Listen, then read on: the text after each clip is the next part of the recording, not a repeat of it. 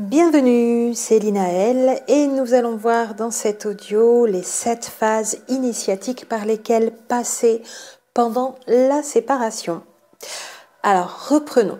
Vous avez fait une rencontre différente, très différente, une rencontre hors du commun, une rencontre où rien ne fonctionne comme dans les autres, comme les autres fois, une rencontre qui vous transporte aussi, qui vous emmène loin, très loin, haut, très haut, autant dans les sentiments que dans les sensations. De très belles sensations lumineuses, légères, des ressentis d'expansion, d'ailleurs, de retour à la maison et d'amour universel, amour inconditionnel. Et puis, après toutes ces belles sensations, le quotidien de la matrice terrestre reprend quelque peu le dessus, même beaucoup parfois d'ailleurs. Et puis, dans cette rencontre avec cet autre, rien ne se passe comme ces belles sensations avaient l'air de l'annoncer, le laisser présager. Soit qu'une relation est plus ou moins démarrée, qu'elle ait pu quand même réussir à démarrer entre vous et votre autre, soit que même il n'y ait pas eu de possibilité de démarrer des prémices de relation, une relation. Et puis arrivent de plus en plus des incompréhensions, des difficultés à se voir, des quiproquos, des couacs, des rendez-vous qui ne peuvent pas avoir lieu, et quand ils ont lieu, des difficultés de communication un peu ou beaucoup, des idées contraires chez l'un et chez l'autre, et des obstacles présents au départ que vous aviez vus entre vous et votre autre, mais qui se font sentir de plus en plus, qui font sentir leur énergie d'obstruction plus fortement encore, et s'opposent, font obstacle à une relation sereine et épanouie. Et là encore, pour terminer de dresser le tableau, des peurs remontent, des blessures sont mises en lumière, l'énergie entre les corps s'amplifie, mais fait répulsion de plus en plus dans ces difficultés. Là où on pouvait espérer relation, voilà qu'il y a répulsion. Et que les égos se confrontent de plus en plus et même s'affrontent. Et c'est là qu'arrive la séparation. Pour des raisons que l'on va comprendre petit à petit, mais que l'on ne comprend pas en général, très rarement au début. Alors voici justement, quand cette séparation arrive, quand vous y êtes, c'est cette phase que j'entrevois, par lesquelles vous allez devoir passer pour pouvoir avancer et arriver à la suite, c'est-à-dire les retrouvailles et la réunion. Ici, encore une fois, toujours de manière synthétique pour vous proposer un audio suffisamment condensé, donc suffisamment court. Chacune de ces 7 phases pourra être détaillée quant à ce qu'il y a à mettre en action à l'intérieur de chacune d'elles, le pourquoi et le comment, avec les techniques, les processus et les protocoles qui peuvent être mis en œuvre tels que je les vois, bien sûr. Je précise en parallèle au passage qu'aucune reproduction ni copie partielle ou intégrale de ce travail que je vous livre ici, qui est destiné à aider les personnes, les individus, aucune reproduction n'est autorisée et ne saurait être utilisée auprès d'un public, que ce soit à des fins lucratives ou non lucratives. Merci de votre compréhension à chaque fois, bien sûr.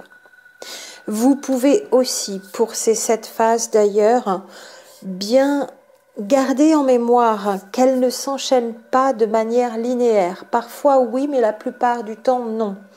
Elles vont évoluer, ces 7 phases, vraiment comme des initiations pendant la séparation en parallèle. C'est-à-dire se chevaucher, fonctionner 2 par 2, voire même plus. 3 ou 4 de ces phases peuvent être mises en œuvre et vous permettre d'avancer et de passer à la suite. Et vous revenez à une autre phase encore. Mais ça n'est pas linéaire, comprenez cet enchaînement de cette phase comme pouvant évoluer 2 par 2 ou même 3 ou même 4 en même temps, en parallèle. Allons-y donc pour la première phase que j'entrevois ici pendant la séparation. Donc après la reconnaissance, la reconnexion et après tout un temps d'incompréhension pour beaucoup d'entre vous où vous êtes perdus, où vous vous posez des questions, viennent enfin les informations qui vous donnent certaines explications et qui amènent en grande partie une compréhension. C'est donc cette première phase pour moi une phase de compréhension, où d'ailleurs on ressent un grand soulagement. C'est la première phase de la séparation, cette compréhension, et de cette compréhension va naître ensuite une acceptation. D'accord, j'ai reçu les informations, j'intègre tout ça, je digère, j'assimile, et de là s'ensuit une compréhension qui va permettre l'acceptation dans cette première phase. Acceptation de cette rencontre hors du commun, acceptation de la vocation de cette rencontre qui ne se restreint pas au seul couple classique et acceptation de ce que l'on entrevoit dans ce qu'il va y avoir à faire dans cette première phase de séparation. Et dans cette phase, encore ensuite, vient aussi la décision que l'on va prendre, un engagement à réaliser ce qu'il y a à transformer pour arriver à cette union dans cette rencontre très particulière, sur plusieurs dimensions, également à un niveau énergétique. Deuxième phase, donc après cette compréhension, suite aux informations reçues et après prise de décision et engagement, s'ensuit pour moi une phase d'action. Deuxième phase. Et c'est même là qu'on enclenche le retour à soi. C'est le début du retour à soi dans une grande spirale qui démarre où tout un tas d'autres étapes d'ailleurs dans ce retour à soi vont être franchies pour arriver jusqu'au centre de la spirale, au complet amour de soi.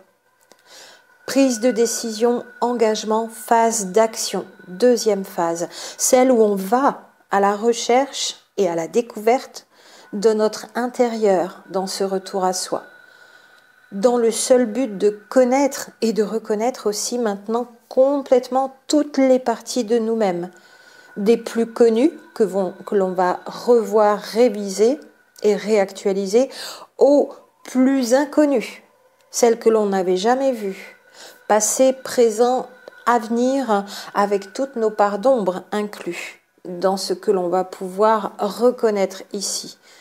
Et même de manière plus large, toutes les parts d'ombre de l'humanité de laquelle on fait partie et de toutes les énergies qui ont accompagné d'ailleurs aussi l'humanité depuis la nuit des temps, depuis ses débuts. C'est une prise en compte de nos fonctionnements programmés avec tous nos conditionnements et toutes nos fausses croyances. Cette connaissance et reconnaissance de toutes les parts de nous-mêmes, de tout ce qui nous constitue, de tout ce qui est à l'intérieur et qui s'affiche à l'extérieur. Et là s'amorcent aussi les décisions de libération et de guérison dans cette deuxième phase, de manière active, de manière participative, tant que l'on est dans des soins où l'on reste passif sans aller nous-mêmes dans la connaissance de soi, avec tout ce travail personnel qu'il y a à réaliser, en plus des guérisons, des libérations, de manière consciente donc, là, de manière volontaire. C'est cette petite part de travail personnel que je garde quand même pour moi dans toutes ces phases de transformation pendant la séparation, qui doit être une participation active, en dehors des soins dont on bénéficie et qui eux-mêmes doivent donner la part belle à votre participation, bien sûr. Au long de toutes ces phases qui vont se dérouler en parallèle, plus votre participation est active, plus vous accélérez les processus de libération et de guérison, parce que vous faites les choses en conscience, de manière volontaire, de manière engagée, de manière personnelle, et vous ne laissez pas de manière passive quelqu'un faire à votre place. Vous n'êtes pas en train de vous reposer sur l'extérieur ou sur une personne de l'extérieur de manière passive.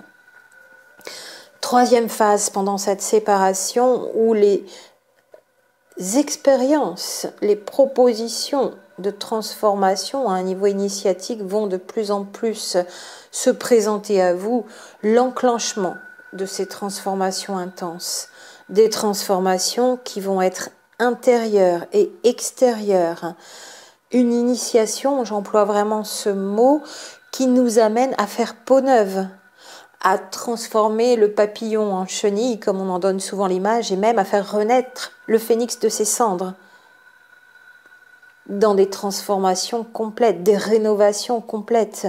Le phénix qui renaît de ses cendres après avoir brûlé tout ce qui n'était pas vous-même, tout ce qui vous encombrait, tout ce qui vous empêchait d'afficher la version authentique de votre soi. Et tout ce qui va vous permettre maintenant dans ce renouveau de faire briller ce soi authentique. C'est grâce à cette phase 2 que l'on va reconnaître ce qui n'est pas vrai en nous-mêmes, tout ce qui n'est pas réel dans nos existences, toutes ces peurs qui ne sont pas réelles non plus, toutes les illusions, toutes les mystifications dans des expériences qui sont vécues comme de véritables initiations. Comme dans les civilisations antiques où l'on proposait réellement des initiations vécues physiquement. Ça va revenir au même dans ce qui va être expérimenté pour ce qui doit être laissé et ce qui doit être mis au grand jour. La fin des illusions, la fin des mystifications, afin de permettre toujours et encore les libérations, les guérisons, avec en phase 2 la connaissance et la reconnaissance de ce qu'il y a à libérer et à guérir. Dans les transformations intérieures, donc ce sera plus au niveau psychologique la transformation intérieure. Les transmutations, ce sera plus à un niveau énergétique, donc au niveau corporel et physique aussi.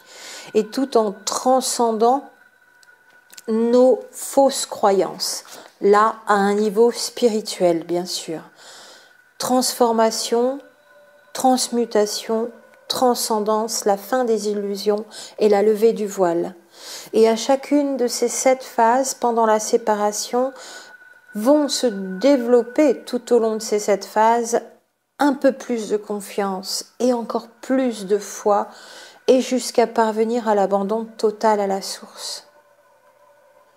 Dans une sérénité, une confiance complète, à tel point qu'on peut s'en remettre à ce grand tout duquel on est issu et qui s'expérimente au travers de nous. 4e phase, celle que j'ai appelée l'autonomisation. On va, pendant cette séparation qui nous est nécessaire, imposée, parce que la vraie version de nous-mêmes, quand on en arrive là, à cette séparation, ça veut dire qu'elle n'existe pas encore. On en est loin de cette vraie version du soi authentique. Alors, on passe par ces phases. Et ici, 4e phase, autonomisation. Gagner son autonomie, c'est la fin de tous les manques, de toutes les dépendances, de toutes les peurs dans ce processus de transformation complet.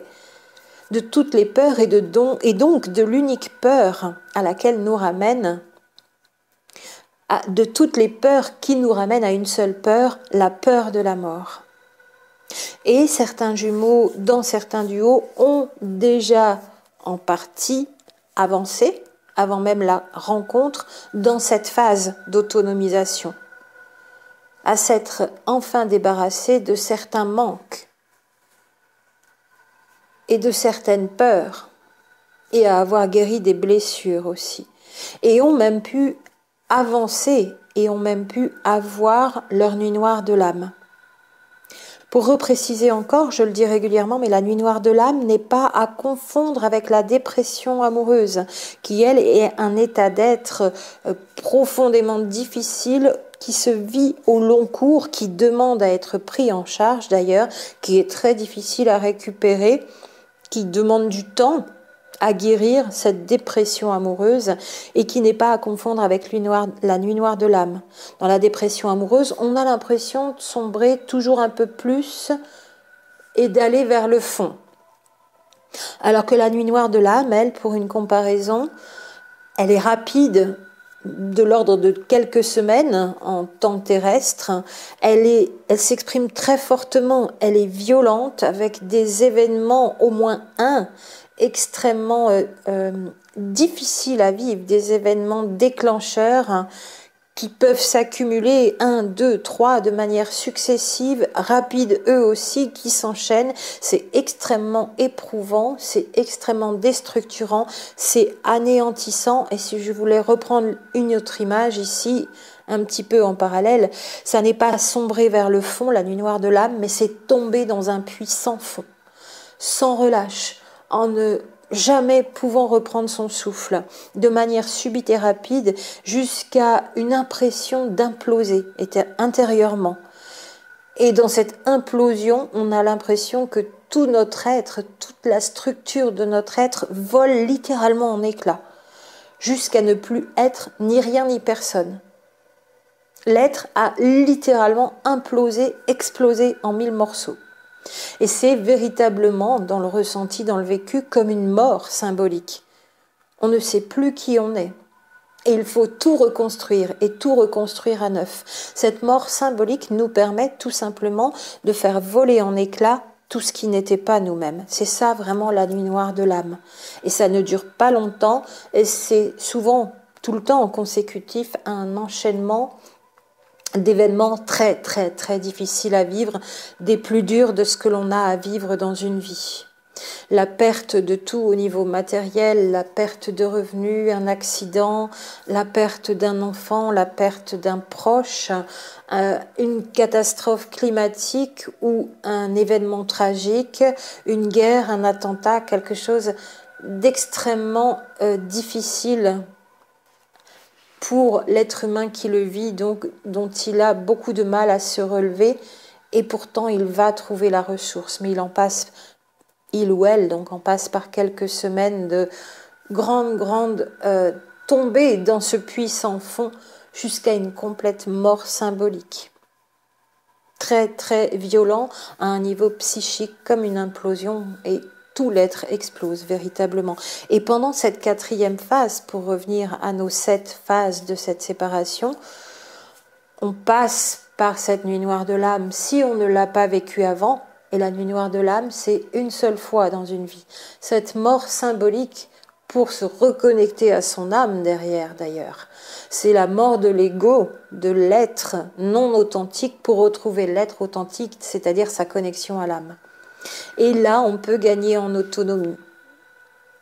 Et même pour les personnes qui l'ont vécu déjà avant la rencontre, cette nuit noire de l'âme, il va y avoir cette 4e phase où l'on retrouve complètement son autonomie. Donc ce sera plus rapide pour les personnes qui ont déjà vécu la nuit noire de l'âme, bien sûr, et les transformations vont les amener beaucoup plus rapidement à cette autonomie dans tous les domaines et à un niveau psychologique et spirituel, encore une fois, y compris physique et énergétique là aussi, grâce aux transformations intérieures et extérieures, encore une fois, toujours par la libération des mémoires limitantes, engrammées à l'intérieur de notre ADN.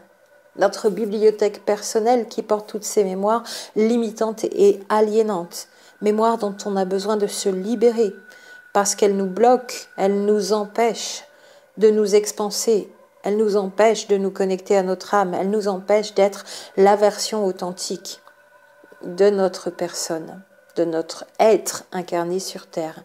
Et encore donc cette phase, cette 4e phase qui est aussi en parallèle des autres, la guérison de toutes les blessures, les 5 blessures qu'on a le plus souvent l'habitude de mettre en avant, mais aussi encore d'autres. C'est une phase où on va réaliser divers équilibres nécessaires à un niveau symbolique, à un niveau psychologique, à un niveau énergétique pour la réalisation du soi. Et c'est encore une phase où on va avoir besoin de faire les choses par soi-même, dans une participation active, non seulement, mais de plus en plus à se passer de l'extérieur. Ni des éléments de l'extérieur, ni des réponses de l'extérieur, ni des personnes de l'extérieur, parce qu'on est en train de s'autonomiser, bien sûr.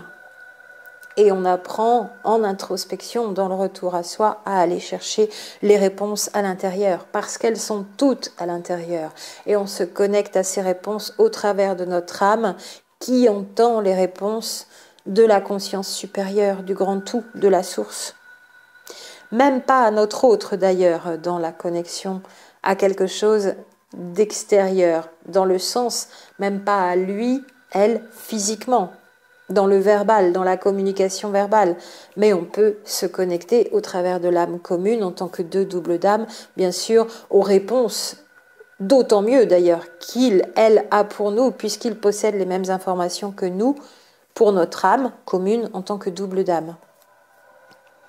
Et d'ailleurs, avec cet autre, pendant cette quatrième phase, grâce à ces libérations, à ces guérisons des blessures, la connexion à l'intérieur va être de plus en plus facile. La connexion avec l'autre, par l'introspection que l'on fait en retournant à soi, à l'intérieur, va être de plus en plus facile, de plus en plus fréquente, voire même devenir permanente. De plus en plus, on va vers la permanence de connexion avec notre autre. Et c'est aussi grâce à la levée des mémoires pendant cette quatrième phase, en parallèle des autres, mémoire karmique individuelle, que l'on réalise aussi ce processus de compensation, de neutralisation, de remise à zéro de notre bibliothèque personnelle en interne. On fait littéralement place nette sur nos mémoires, y compris karmiques, dans ce processus de compensation.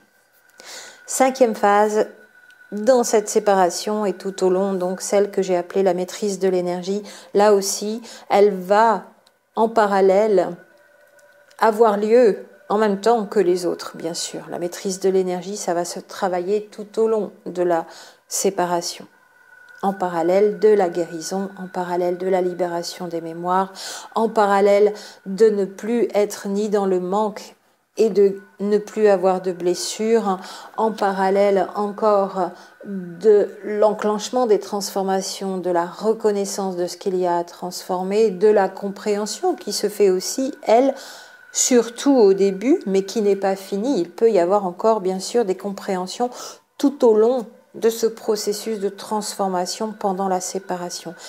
Maîtrise de l'énergie pendant cette cinquième phase, donc toutes ces avancées et transformations nous ouvrent littéralement des perspectives et des horizons plus vastes, bien plus vastes que ce qui nous avait été offert jusqu'à maintenant au travers de nos 5 sens terrestres. Et nos perceptions fines à l'intérieur et perception fine de l'extérieur se développe de plus en plus et s'ouvre de plus en plus sur les mondes de l'invisible, au travers de ces perceptions de l'énergie, perception fine. C'est une phase où l'on maintient de plus en plus son alignement horizontal à un niveau physique et son alignement vertical à un niveau spirituel. C'est bien sûr une connexion à soi, à son âme, au grand tout, au travers de son âme, sa connexion à tout ce qui est, réalisant toujours et encore que rien n'est séparé. Par ses perceptions fines à un niveau énergétique cette fois, donc qui passe au travers du corporel et du physique. Ça n'est pas mental, ça n'est pas du domaine de la réflexion, ça n'est pas préparé, ça n'est pas prémédité, c'est ressenti dans l'instant, les sensations qui arrivent d'un coup, qui vous tombent dessus. Et donc réalisant que rien n'est séparé, que tout est relié, uni par le grand champ de conscience universel qui nous entoure. Champ de conscience du vide qui de fait n'est pas vide. C'est la maîtrise, cette maîtrise de l'énergie aussi à un niveau émotionnel, maîtrise de notre émotionnel, en retrouvant son autorité intérieure. On n'est plus dans le mode réactionnel, c'est la dissolution de l'ego. Et donc l'ego n'est plus le maître, mais devient le serviteur. C'est cela, retrouver son autorité intérieure. C'est la maîtrise de ses réactions et la maîtrise de ses créations aussi. La maîtrise de son pouvoir créateur. On a retrouvé ce pouvoir créateur quand on est dans la maîtrise de nos énergies, à un niveau psychologique, émotionnel, psychique, et à un niveau physique dans nos ressentis. En maîtrisant de plus en plus et de plus en plus et en comprenant comment ça se passe pour créer chaque chose qui va se manifester dans nos vies. Donc dans le pouvoir de la manifestation. Et cette maîtrise de l'énergie, c'est encore et toujours la maîtrise de son énergie sexuelle personnelle, avec le pouvoir d'auto-guérison qu'elle nous confère. Énergie de vie dans une souveraineté individuelle retrouvée. Là aussi, c'est une grande autonomie de réactiver son pouvoir d'auto-guérison émotionnelle, spirituelle et physique pour retrouver un corps en pleine santé. C'est ça aussi la maîtrise de l'énergie. Et puis 6e et avant-dernière phase, celle que j'ai appelée la phase terminale d'ajustement, parce que là encore, les 7 phases ne s'enchaînent pas de manière linéaire, on en fait une, on termine, on enclenche avec l'autre, et encore avec la suivante et avec la suivante. Elles agissent et continuent à nous transformer les unes les autres en parallèle. Elles agissent en même temps. En fait, on parcourt les 7 phases de cette séparation en même temps, mais plus ou moins dans l'une, plus ou moins dans l'autre, ou voire 2, ou voire 3 à certains moments. Ici, la 6e phase, donc phase terminale d'ajustement, les quadruples ajustements, comme je les ai détaillés par ailleurs à chaque fois, et qui ont commencé même depuis la rencontre, depuis la reconnexion, ou encore plus de manière involontaire. Donc qui ont déjà commencé à nous transformer de l'intérieur, ces ajustements à un niveau énergétique qui s'effectue malgré nous. Parce qu'il y a eu cette reconnexion, émulation des chakras, émulation de l'énergie, de la circulation d'énergie à l'intérieur, à la résonance des informations équivalente, égale dans ces 2 doubles dames. Et ça a fait monter en vibration de manière exponentielle l'énergie de ces 2 êtres au moment de la reconnaissance, reconnexion donc. Et les ajustements se sont déjà effectués à ce moment-là. Et c'est très fluctuant puisque en plus ça dépend du taux vibratoire et ça dépend de toutes les autres énergies environnantes, y compris énergie terrestre. Donc ces quadruples ajustements ont lieu en permanence. Et sans que ce soit volontaire, mais on peut aussi aider de manière volontaire, bien sûr, en prenant soin de soi, en faisant ses libérations, ses guérisons, tous ces protocoles et exercices d'alignement à un niveau énergétique, à un niveau spirituel. Et c'est même des ajustements qui ont lieu malgré nous sans qu'on s'en aperçoive depuis notre arrivée sur Terre, bien sûr. Ces quadruples ajustements à niveau énergétique, ils sont permanents, conscients ou inconscients. Et ce sont ces fameux ajustements à niveau énergétique qui engendrent souvent inconfort et fatigue morale et fatigue physique en correspondance de cette fatigue morale. Ces ajustements sont nécessaires.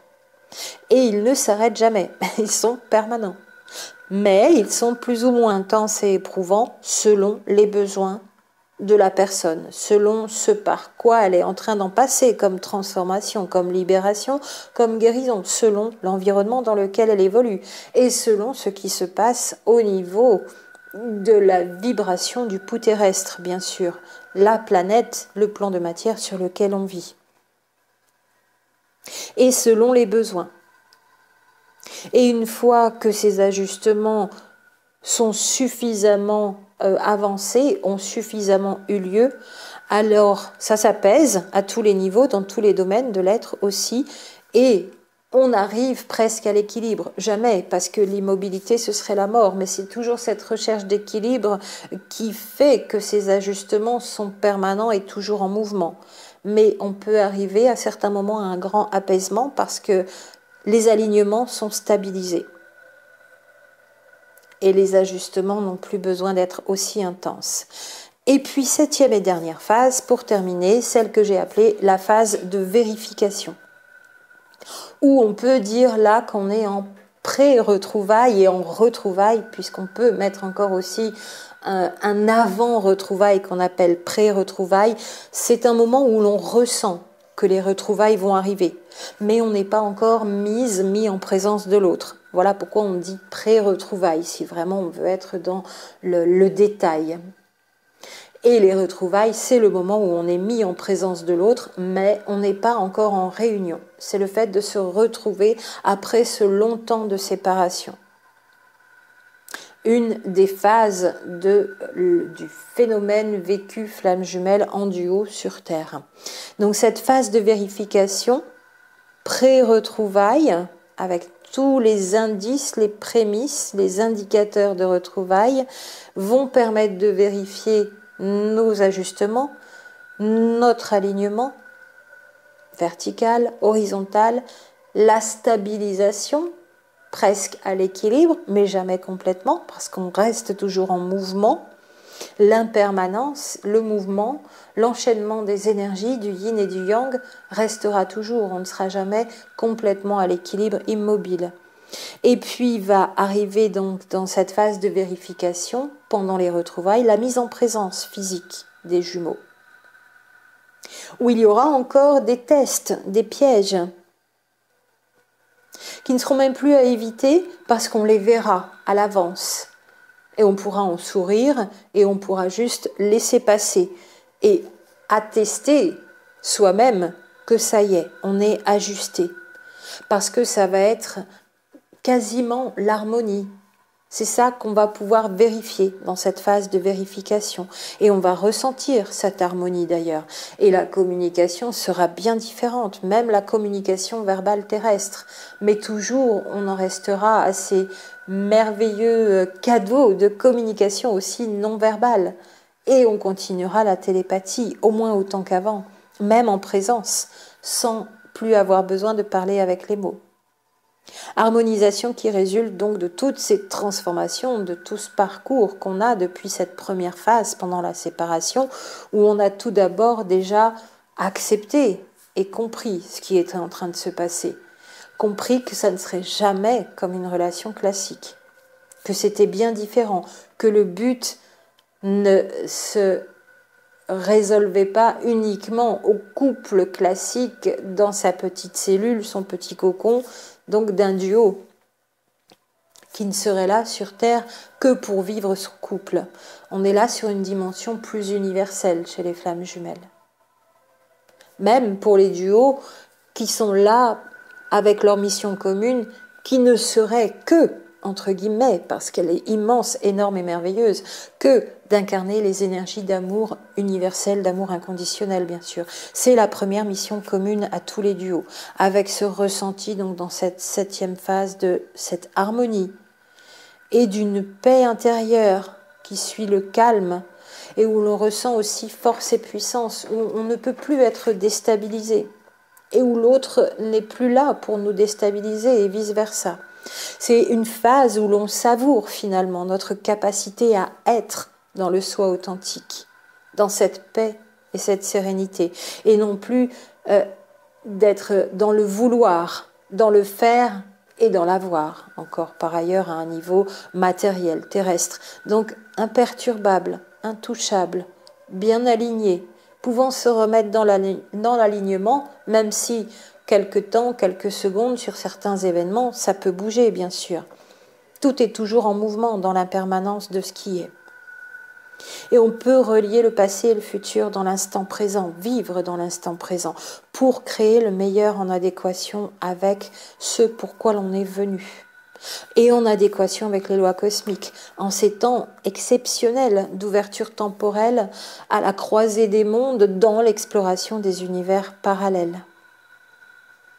Avec la mission commune dans ce duo, le vôtre, celle que vous avez pu découvrir, celle qui fait que vous mettez déjà votre mission individuelle au service de cette mission commune, avant même que le duo soit réuni. Donc pendant toute cette séparation, la mission individuelle que vous aviez peut-être déjà découverte et enclenchée avant, s'est déjà mise au service de la mission commune.